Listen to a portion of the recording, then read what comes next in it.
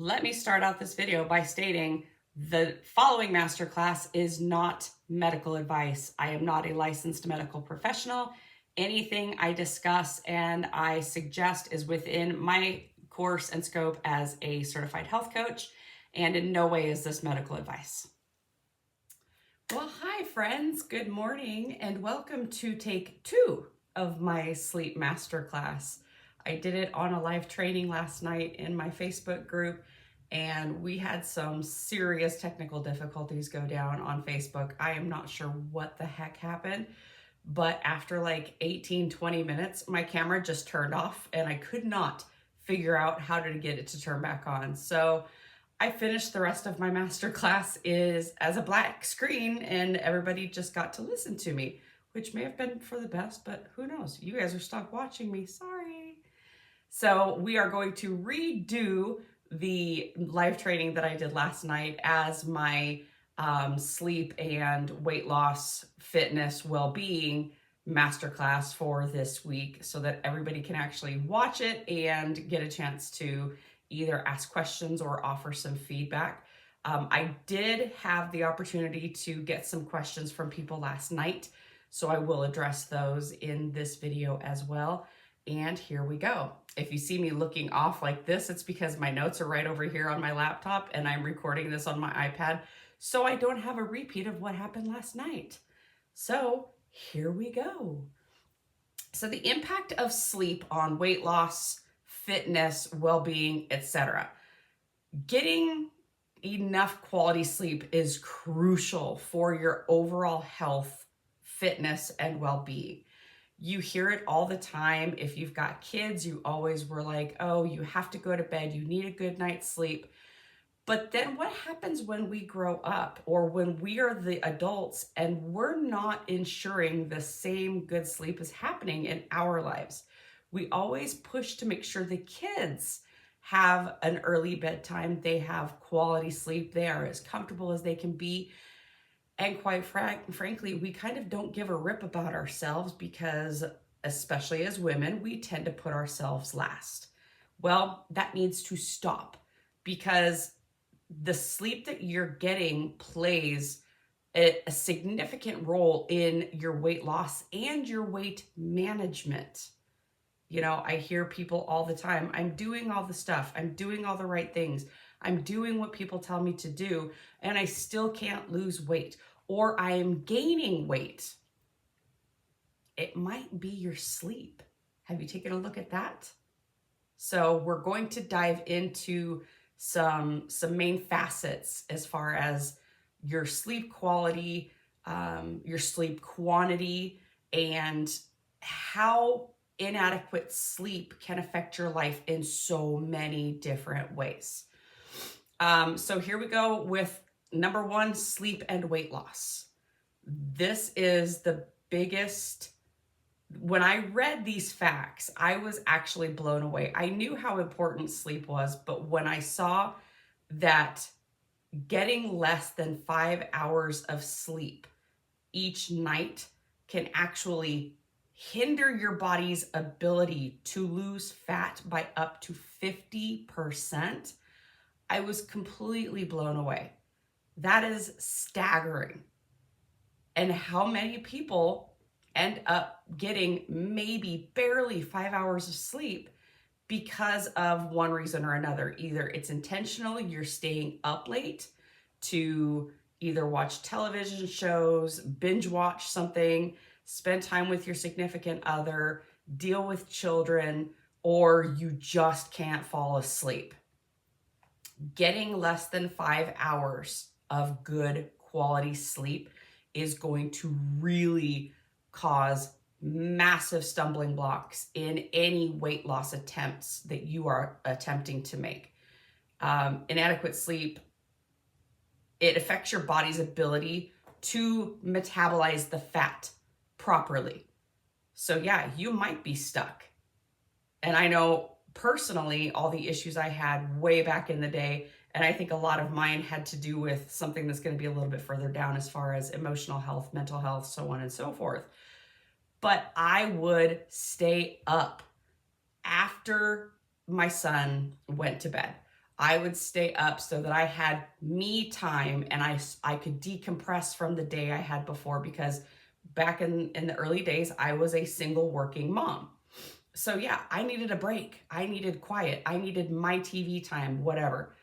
It actually kind of backfired for me. So next is, if you're getting quality sleep, it is going to decrease your sugar cravings. So what happens when you don't have a great night's sleep? You wake up and you're kind of pretty much dragging ass the rest of the day, right? For lack of a better term.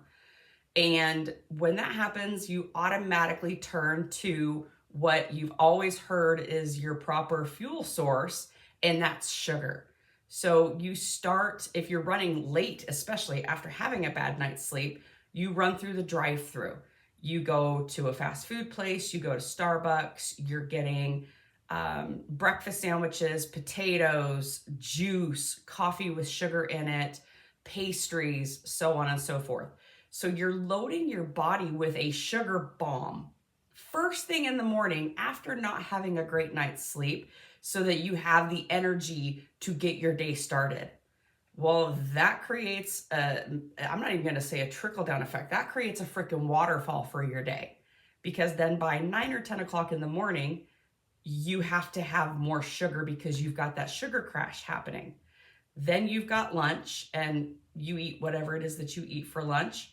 And then at 2 or 3 o'clock in the afternoon, again, you're getting that afternoon crash happening. So you go hunting for sugar. If you work in an office setting and they've got a candy bowl, or you work somewhere that's got vending machines or nearby convenience stores, you tend to go there to get something to help push you through the rest of the day. So you're less likely to make good food choices when you've had a bad night's sleep, and then you're constantly chasing that sugar energy that you've put in your body first thing in the morning. And that's also going to, thwart any weight loss attempts that you're making.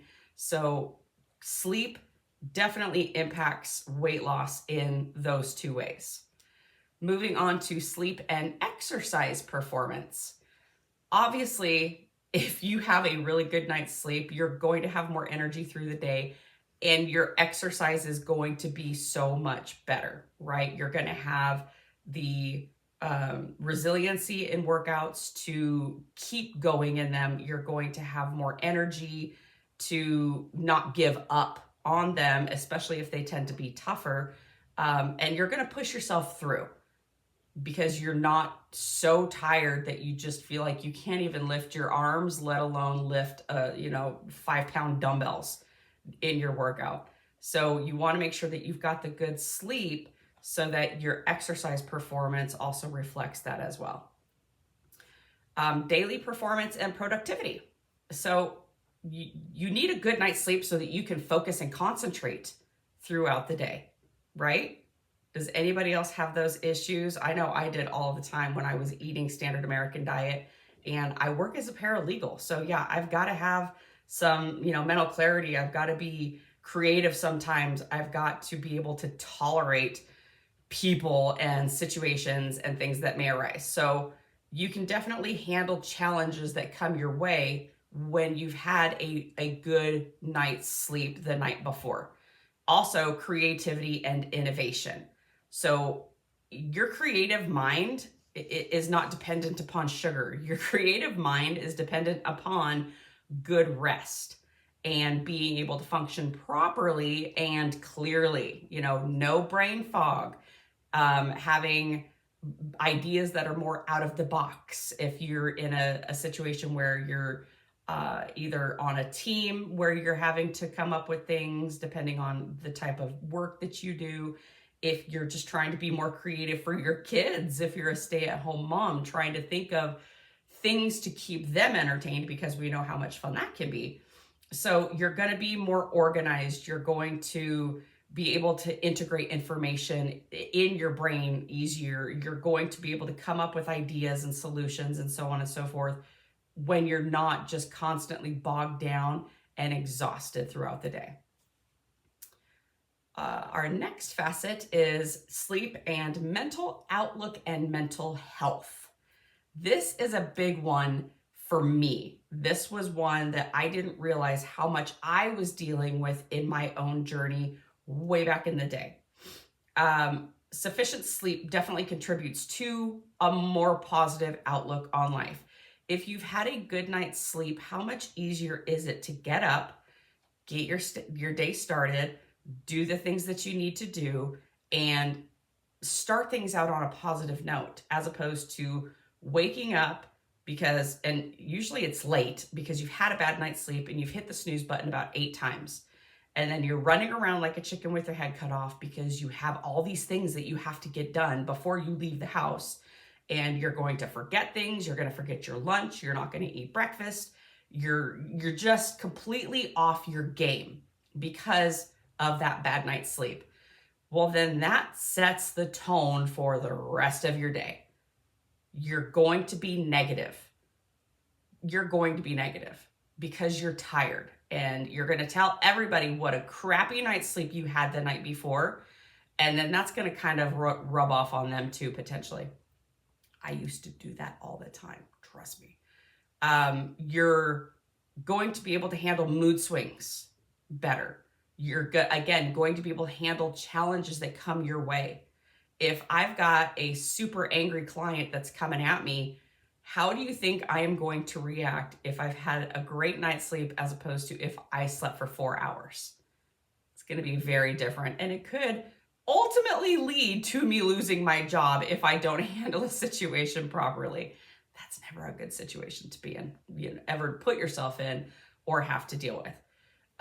So yeah, you've got the emotional stability so you can handle mood swings. You'll have the resilience that you need for things that are thrown your way. You can handle stressful situations better. You'll be able to cope in a better manner as opposed to reaching for that candy bar, going out for drinks after work because you just had a day. How's that really going to help you? It's not. And so just, again, helping with the weight loss and mental clarity and everything else. And then also cognitive function. So memory consolidation, problem solving, like I said, thinking outside the box if you need to, decision making. How many bad decisions have you made when you've just been utterly exhausted and then you come to really regret whatever decision it was that you made? Which then ends up what? Leading to another bad night's sleep because we hold on to that. So getting a good night's sleep matters for your mental and cognitive and emotional health for sure. Physical health benefits. This is something that I've known about, but at the same time, when I was reading and researching and getting prepared for this masterclass, I was like, oh, that makes so much sense. So your immune function. How often, if you are not sleeping well, you're dealing with a lot of stress, you're going out a lot, do you tend to get sick? Like this time of year between basically Halloween and Valentine's Day, I refer to as sugar season. People call it flu season. I call it sugar season. And it's because we're so susceptible to getting sick. We've got late nights that we're doing. We have parties that we are going to and being exposed to a lot of people that we may not be exposed to on a regular basis. We are traveling. We are shopping. We are eating copious amounts of carbohydrates and sugar. We are piling all of this pressure on top of ourselves because we have to make the holidays absolutely perfect. We have to have all of these memories, and stop it. Stop it. Because guess what? Nobody is perfect. And that garbage that you see on Instagram of the perfect mom with the perfect life and the perfect kids, it's bullshit. I'm just going to throw that out there. Okay. Yeah. So when you're not sleeping well, your body is not able to produce the cytokines that it needs to fight infections, fight inflammation, anything that may come towards your immune system and want to battle it. Those proteins are going to help to fight off anything that you're exposed to.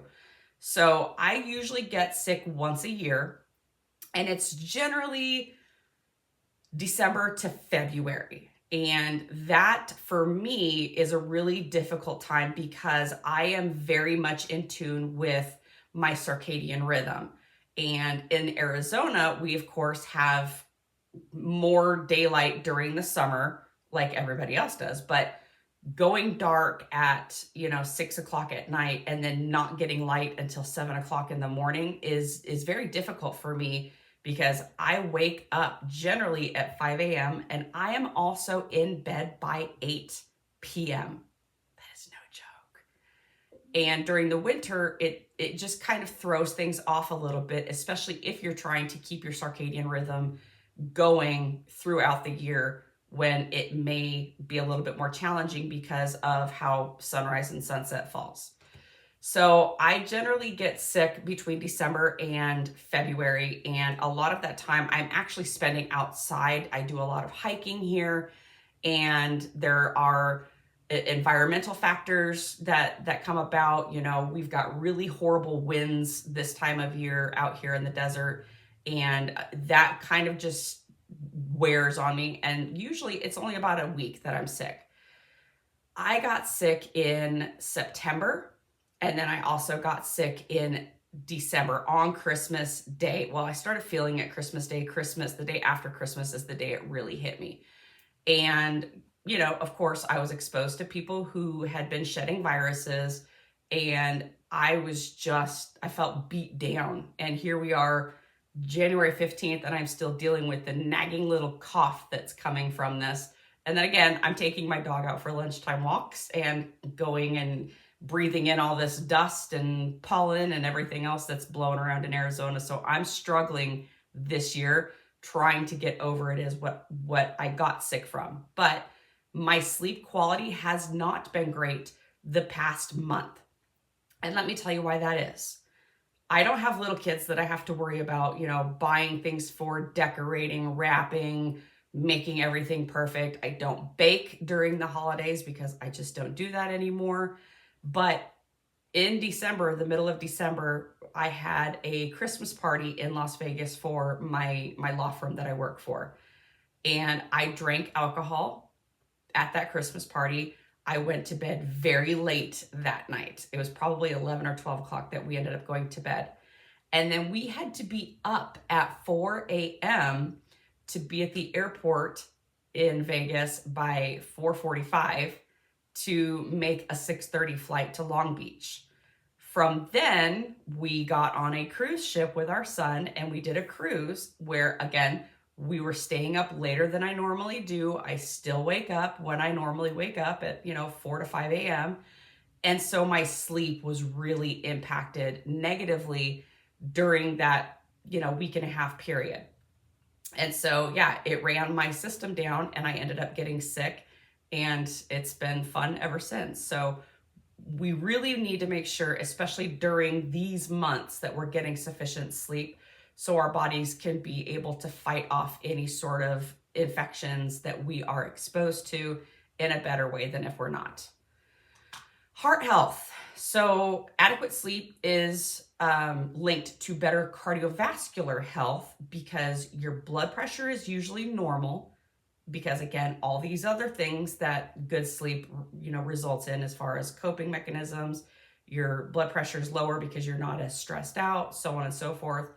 But it'll help with the heart function as well when you're getting a good night's sleep, as opposed to being completely drained day in and day out.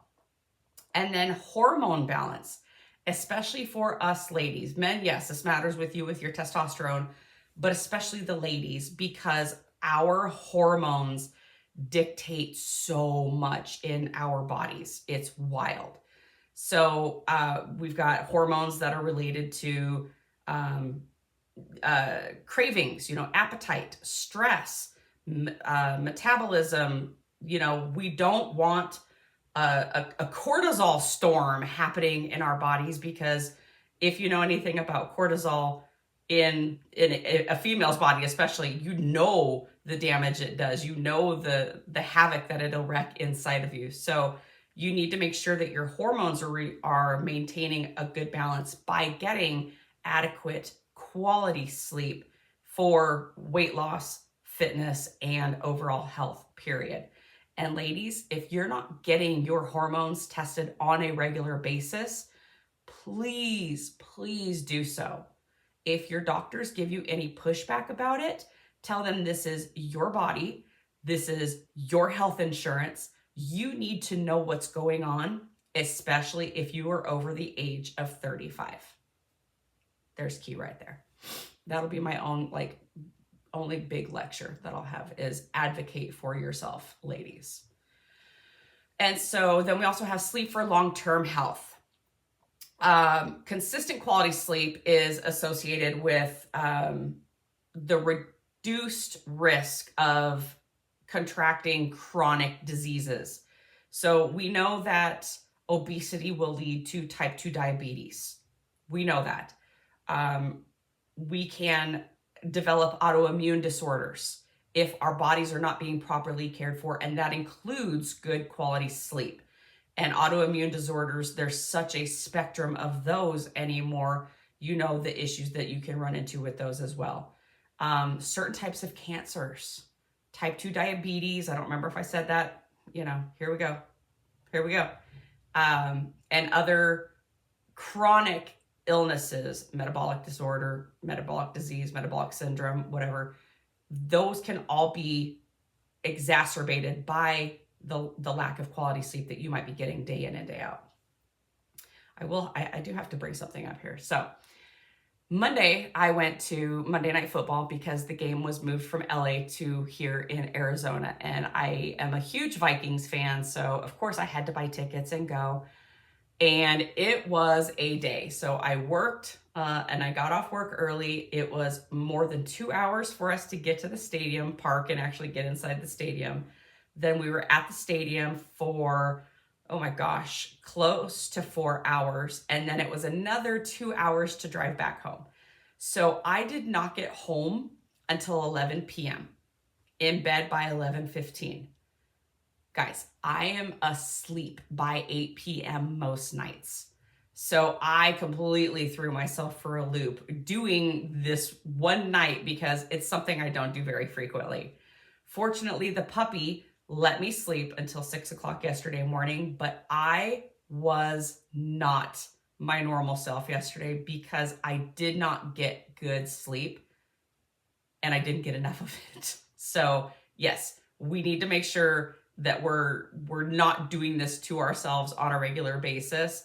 Every now and then, okay, if things come up or it's a once in a lifetime opportunity that you're going to experience, okay, just try not to make habit of it.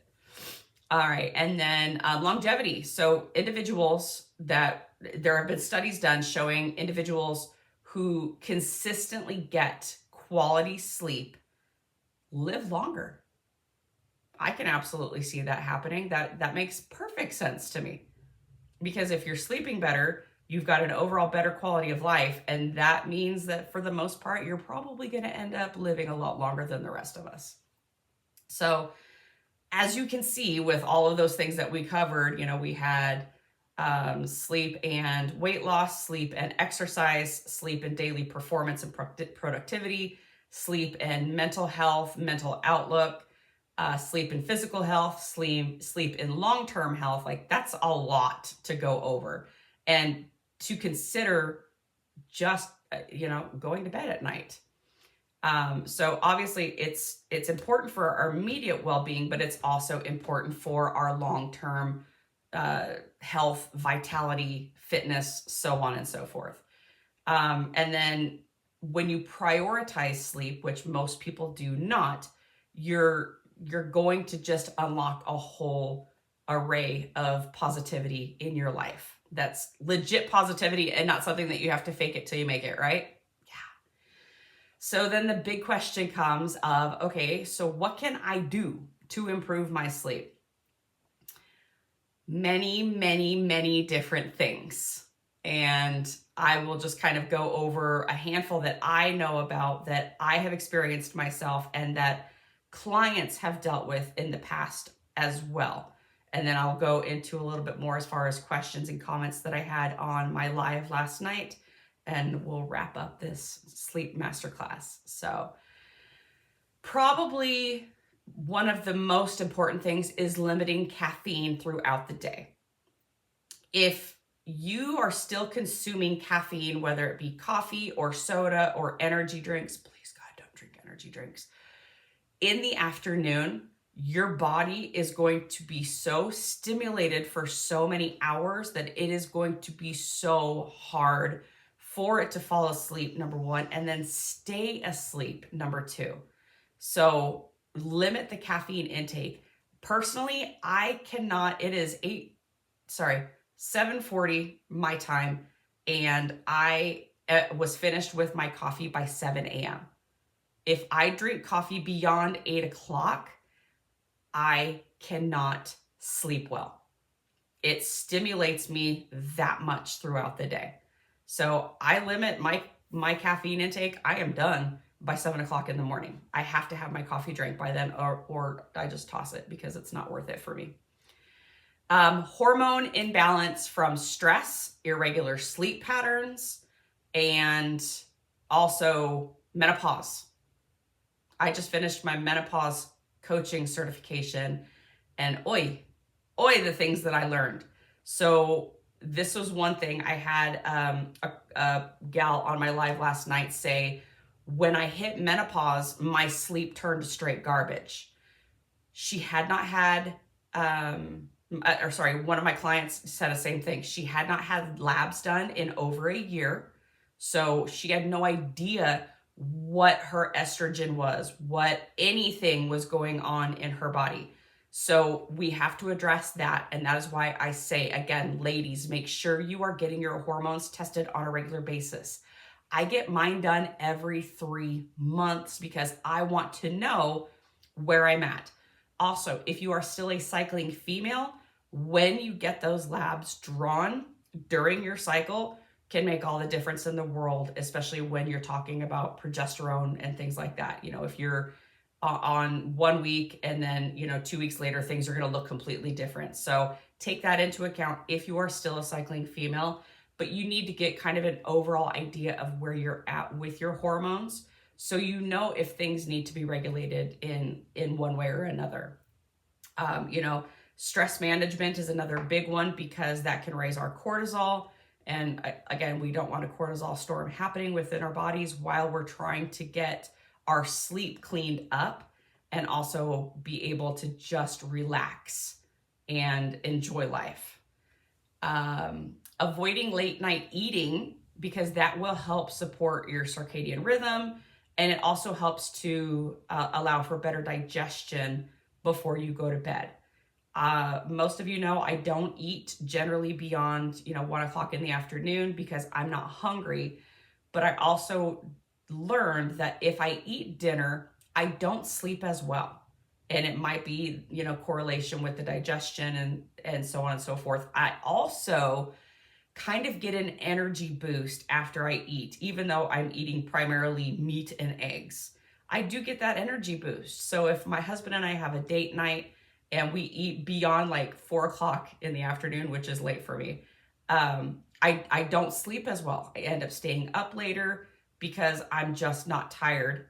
And then my sleep quality doesn't tend to be as great as it would be if I had stopped eating at, noon or 1 o'clock in the afternoon.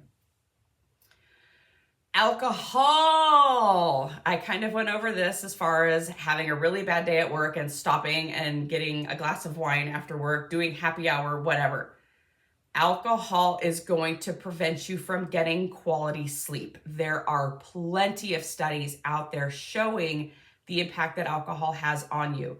Now, if you drink yourself to the point that you pass out, number one, that is not safe. But number two, your body is not going through the proper sleep cycle that it needs to go through when you've got all this alcohol in your system, and then your liver is in overdrive trying to flush all of that poison out of your body. So you're going to get up because you have to go to the bathroom. You might get up because you have to puke. You might get up because the freaking room starts spinning while you're in the middle of your sleep. You do not sleep well when you've drunk alcohol. Sorry. I hate to break it to you. It also really thwarts your weight loss efforts.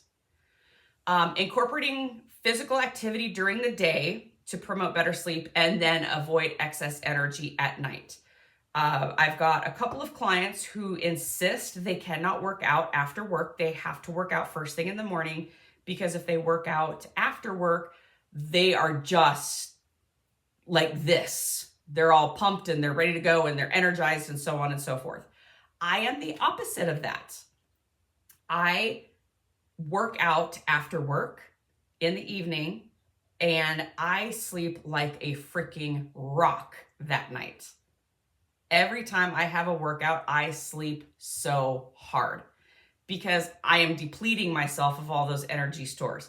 Even if they have to work out in the morning, it's okay. They are getting that physical activity. They are wearing themselves out physically. So then, yeah, they are tired when it comes time to go to bed and they're able to fall asleep and stay asleep better.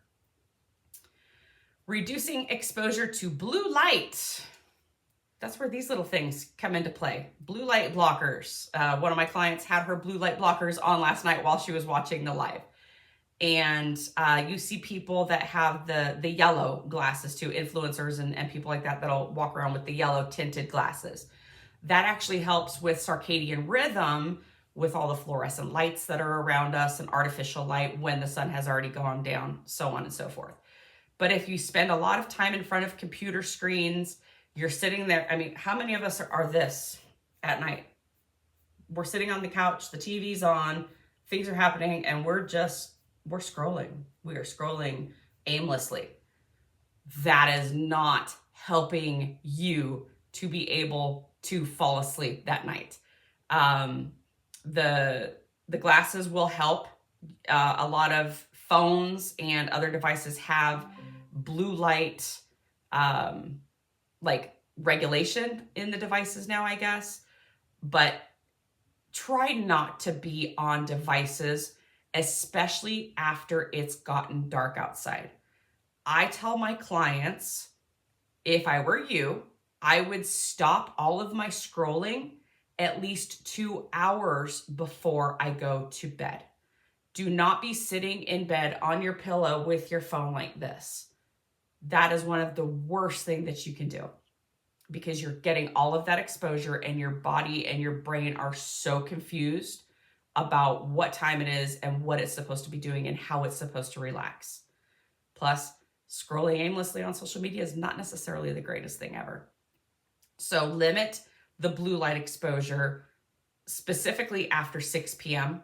so that you are able to help your body wind down and your brain wind down and not have all of that exposure keeping you stimulated throughout the evening.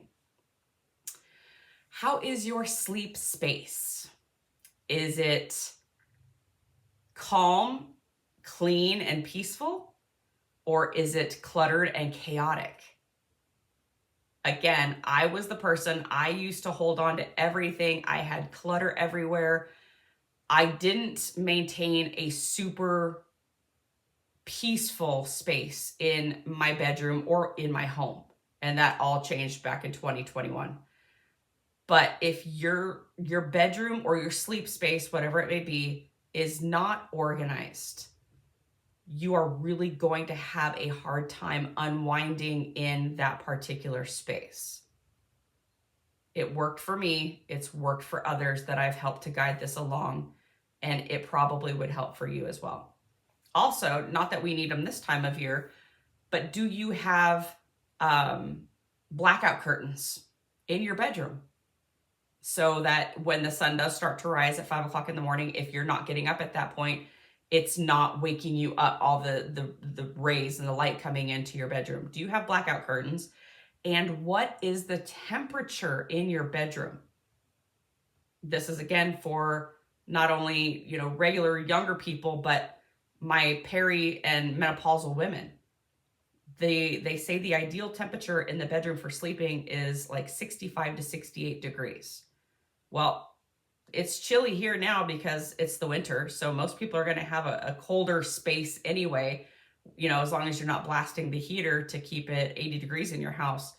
You want a cold room because that will help your body, again, to unwind, and you will sleep so much better. Plus, who doesn't sleep great with like your covers just, you're snuggled up under your covers, because you might be a little bit chilly outside of the bed, but it's helping you sleep so much better.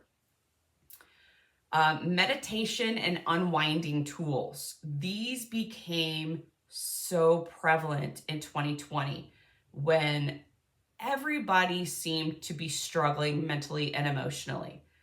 These rose with popularity, which I don't hate it. I'm actually really happy that it did, because it showed people that there were other methods to be able to help them relax and fall asleep at night. Some of the ones that I know of personally are Calm, Headspace, Mindful. There's one other one I can't think of. And then I use a religious-based one, which is Hollow, and it's got meditations on it. It's got either musical or prayer or whatever.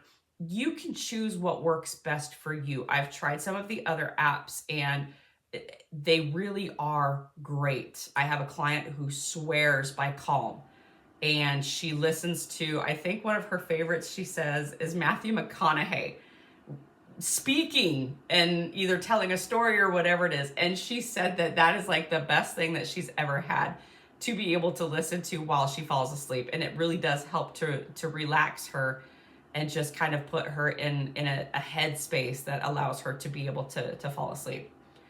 And then the other thing, which some of my clients absolutely hate that I recommend for them, but it's completely necessary. Sorry guys, I've got a little heater that's here in my office and it just kicked on and whoo, it's gonna make me hot.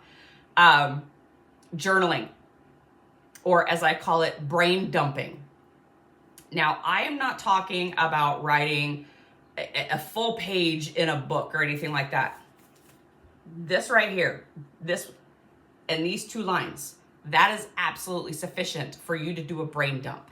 So what I do personally, and I recommend for my clients, is just write down what happened today, whether it was good or bad. I did this today. It made me feel like this. And then tomorrow I am going to do this, because that helps your mind turn off. You're not constantly doing this. Your brain's not just circling, remembering, replaying. You don't want that. So just write it down in a little book. Write 2 or 3 lines. Very simple. It doesn't have to be a full page. If you end up writing more, cool.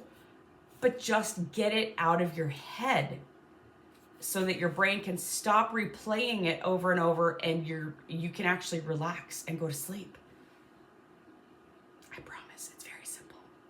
And then when you try all of the non-supplement, I guess, options, there are certain things that you can take if necessary. I'm not saying pharmaceuticals. I'm saying let's go ahead and, add some magnesium chloride to a glass of water and drink that before you go to bed. I put it in like that much water and I drink it like a shooter because I think it tastes disgusting. I don't want to be drinking a whole glass of something that tastes like magnesium chloride. So I do shots. That's my bedtime shot if I need it. Ashwagandha is another one that I have utilized in the past. This bottle here is probably a year old because I have not had to do any sort of supplements to help me get to sleep probably since like March of last year. And that's going through perimenopause as well, because I started doing other things to help to put me to sleep and allow me to stay asleep. Now, that's not saying that I have a great night's sleep every single night, ladies. There are times I will randomly wake up at 2 o'clock in the morning, 3 o'clock in the morning. And I'm like, okay, why? Well, back in October, we brought home a puppy. And I was the one who would get up with her in the middle of the night the first 6-8 weeks we had her. So my sleep was straight garbage for that time period because we were kennel training, we were potty training, and that led to a whole thing. But I made sure that I napped during the day too. I am very fortunate that I work from home and I can crawl into my bed during my lunch break and take a nap if I have to. But yeah, I don't always have magical sleep. I'm not even alluding to that, but there were things I was able to do so that I didn't have to be reliant upon supplements to help me get to sleep. L-theanine, which is an amino acid, that will sometimes help people to be able to fall asleep. B vitamins, and this is again why you need to have your labs checked on a regular basis. You need to see where these levels are. So we've got B3, B5, B6, B9, and B12. And those actually help the body produce its own melatonin, as opposed to, throwing down some melatonin gummies at night to try and help you get to sleep. So number one, you're digesting those. And number two, most of those have sugar in them as well. And then vitamin D. Are you getting out, especially in the winter, to be able to get some sunlight? Are you being able to, get the sun on your face? Are you walking around outside? I know in some areas of the United States, it's ridiculously cold right now. But just even 5 minutes, just go stand outside for 5 minutes and let the sun hit your skin. And again, make sure that you're looking at lab results to see if you're deficient in D vitamins, because your doctor may need to prescribe you something or recommend something else in order to get that vitamin D up. So, and these things are really important as we age, because there just seems to be all the changes in us, which it's an inevitability. And, I'd rather have that as opposed to the ulterior. So that is the information that I've got on sleep, weight loss, fitness, and basically overall well-being. I hope that you were able to gain some interesting information from it. If you have questions, please comment below in the comment section.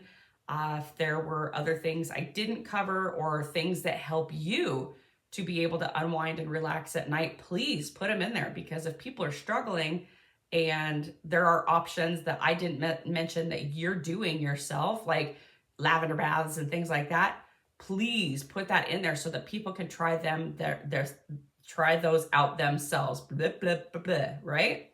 There we go. So have a great rest of your week. I will see you next week for my next masterclass, and we'll just keep on learning together. Bye.